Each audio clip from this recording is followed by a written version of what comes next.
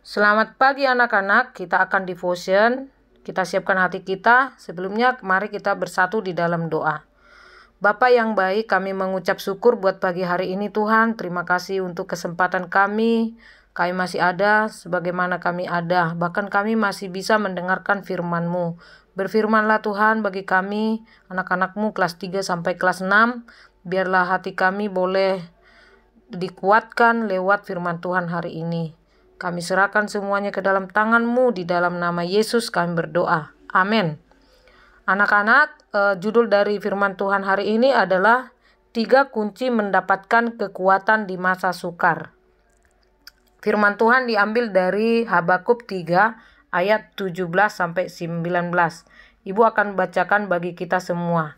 Sekalipun pohon ara tidak berbunga, pohon anggur tidak berbuah, hasil pohon zaitun mengecewakan, sekalipun ladang-ladang tidak menghasilkan bahan makanan, kambing domba terhalau dari kurungan, dan tidak ada lembu sapi dalam kandang, namun aku akan bersorak-sorak di dalam Tuhan, beria-ria di dalam Allah yang menyelamatkan aku. Allah Tuhanku itu kekuatanku.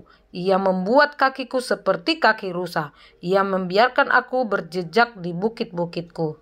Nah, firman Tuhan ini sangat memberkati Ibu Regina ya. Ibu berharap juga kalian diberkati dengan ayat ini.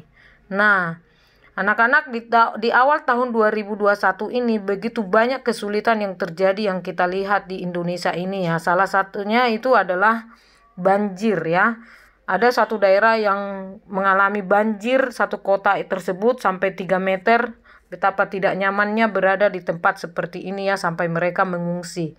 Nah, berikutnya terjadi gempa bumi yang ada di Sulawesi Barat ya.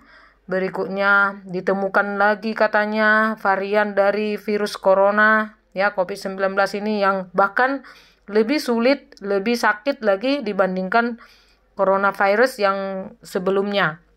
Bahkan ini katanya menyerang kulit ya, dan sangat sulit untuk menyembuhkannya ya. Nah, berikutnya kenaikan harga barang di pasar, sembako begitu mahal sehingga uang 100.000 itu seolah-olah tidak ada artinya lagi, hanya membeli 1 kilo ikan, sayur-sayuran. Nah, betapa sulitnya keadaan di awal tahun 2021 ini. Bahkan ini mungkin memberikan dampak kepada keluarga kita masing-masing ya. Nah, berikutnya sampai saat ini masih belajar daring ya. Ini adalah contoh kasus dari anak-anak ini. Ini anak tinggal di Lampung ya. Dia mengalami kesulitan untuk belajar karena dia harus memulung dulu baru dia bisa membelikan kuota untuk belajar. Mungkin anak-anak kami nggak seperti itu ya, tapi kesulitan dalam membeli pulsa ya. Nah, berikutnya ada anak yang terikat game online seperti yang ada di gambar ini. Adalah seorang pemuda di Siantar. Harusnya dia belajar namun dia menggunakan waktunya dengan game online sehingga dia kritis ya. Kasihan sekali ya. Apalagi harusnya dia belajar ya, namun dia menggunakan waktunya untuk bergame. Nah, jika ada anak-anak yang seperti saat ini, janganlah sampai membuat kita sampai kritis. Biarlah mulai hari ini kalian boleh berhenti, kalian putuskan keterikatan game online. Berdoa sama Tuhan Yesus ya. Nah, anak-anak, di sini ibu akan memberikan 3 kunci mendapatkan kekuatan di masa sukar ya. Diambil tadi dari Habakuk 3 tadi ya. Yang pertama itu adalah bersorak-sorak di dalam Tuhan. Nah, bersorak-sorak bagi Tuhan dengan segenap hati. Ya, diambil dari Efesus 5 ayat 19. Seperti kita tahu kisah di Israel yang dialami oleh Israel, yaitu rubuhnya tembok Yeriko dengan nyanyian yang dinyanyikan oleh bangsa Israel. Nah, anak-anak, di masa-masa sekarang ketika kalian rajin bernyanyi kepada Tuhan, memuji Tuhan lewat nyanyian-nyanyian kalian. Kalau kalian gak pintar menyanyi, kalian boleh memutar YouTube, kalian bernyanyi, bersorak sama Tuhan. Itu bisa merubuhkan kesulitan-kesulitan kalian, merubuhkan masalah-masalah kalian. Mungkin kalian lagi bosan atau lagi tidak mood belajar. Ketika kalian bernyanyi, itu akan dirubuhkan ya. Apabila kalian mengalami kesulitan, setiap masalah itu bisa dirubuhkan dengan bersorak di dalam Tuhan. Nah, yang kedua itu adalah beria-ria di dalam Allah. Nah, menurut Rasul Paulus, ini ditulis di 1 Petrus 4 ayat 12 sampai 13, Ibu akan bacakan. Saudara-saudara yang kekasih, janganlah kamu heran akan nyala api siksaan yang datang kepadamu sebagai ujian, seolah-olah ada sesuatu yang luar biasa terjadi atas kamu. Sebaliknya, bersukacitalah sesuai dengan bagian yang kamu dapat dalam penderitaan Kristus, supaya kamu juga boleh bergembira dan bersukacita pada waktu Ia menyatakan kemuliaannya. Nah, di sini dipesankan ketika kita mengalami masa-masa sulit itu, fokuslah untuk bersukacita, fokuslah bersyukur, fokuslah menyembah Tuhan, fokuslah semua kepada Tuhan, bukan kepada penderitaan kita atau kesulitan kita. Nah, tetapi orang-orang benar bersukacita, mereka beria-ria di hadapan Allah, bergembira dan bersukacita. Itu ditulis di Mazmur 68 ayat 4. Itulah kita sebagai anak Tuhan harus bisa beria-ria di dalam Allah meskipun dalam kesukaran. Nah, yang terakhir itu adalah berharap kepada Tuhan. Ya, Mazmur 28 ayat 7a, Tuhan adalah kekuatanku dan perisaiku, kepadanya hatiku percaya. Nah, Ibu bacakan 1 Korintus 10 ayat 13. Jadi pencobaan-pencobaan yang kamu alami ialah pencobaan-pencobaan biasa yang tidak melebihi kekuatan manusia. Sebab Allah setia dan karena itu tidak akan membiarkan kamu dicobai melampaui kekuatanmu. Pada waktu kamu dicobai, Ia akan memberikan kepadamu jalan keluar sehingga kamu dapat menanggungnya. Nah, anak-anak, kalian membaca firman Tuhan ini sangat diberkati ya.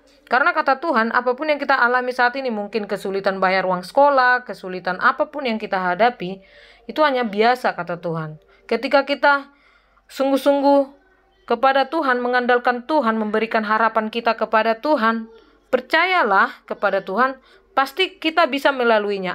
Sudah disediakan Tuhan jalan keluar, ya. Pasti Tuhan sudah sediakan. Nah, itu. Jadi, jadikanlah Yesus sebagai pengharapanmu, ya, bukan yang lain, ya.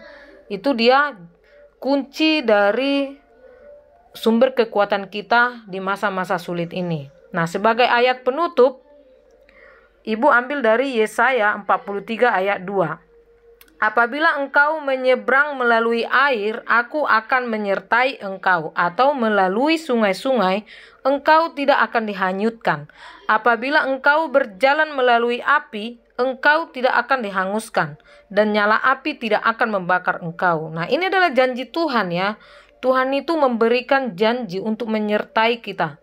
Tuhan itu pasti memberikan kita keselamatan, bukan memberikan rancangan yang penuh penderitaan. Tidak, meskipun kita dalam proses saat ini, proses kesukaran, ada yang Tuhan mau ubah dari hidup kita, supaya kita mungkin lebih fokus kepada Tuhan, lebih mengandalkan Tuhan dalam hidup kita. Nah, seperti janji Tuhan, Ia membuat kakiku seperti kaki rusa. Ia membiarkan aku berjejak di bukit-bukitku. Itu diambil dari Habakuk 3 ayat 19b tadi, ya. Jadi Tuhan berjanji akan membuat kita kuat, ya. Dan bahkan kita bisa menginjak-injak masalah kita. Bukit-bukit di sini adalah permasalahan hidup. Jadi sebenarnya Tuhan itu sangat tertarik kepada proses hidup kita, ya. Bagaimana kita diproses lewat masalah. Biarlah di masa-masa sukar saat ini, apapun yang kalian hadapi, Ibu tidak tahu, biarlah itu membuat kita semakin dekat kepada Tuhan, ya. Jadi 3 kunci ini semoga menolong kalian untuk tetap bertahan di masa-masa pandemik ini, di masa-masa sulit yang kita hadapi ini, ya. Jadi di sini ada pertanyaan refleksi. Ada 3, apakah kamu pernah mengalami masa sukar? Kesukaran apa yang sedang kamu hadapi? Dan bagaimana cara kamu menghadapi masa sukar setelah mendengarkan renungan hari ini? Demikian firman Tuhan. Mari kita bersatu dalam doa. Bapa yang baik, kami mengucap syukur untuk firman Tuhan yang boleh kami dengarkan. Biarlah Roh Kudus Engkau yang memampukan kami untuk melakukan 3 kunci tadi, sehingga kami boleh bertahan, boleh memuji Tuhan, menyembah Tuhan, bersukacita meskipun kami dalam kesukaran. Karena itu yang Tuhan inginkan dalam hidup kami. Biarlah kami menjadi umat-Mu, umat pemenang, semua keluarga-keluarga kami, SLH Medan, memuji Tuhan di masa-masa sukar ini. Inilah doa kami Tuhan, dalam nama Yesus kami berdoa. Haleluya. Amin.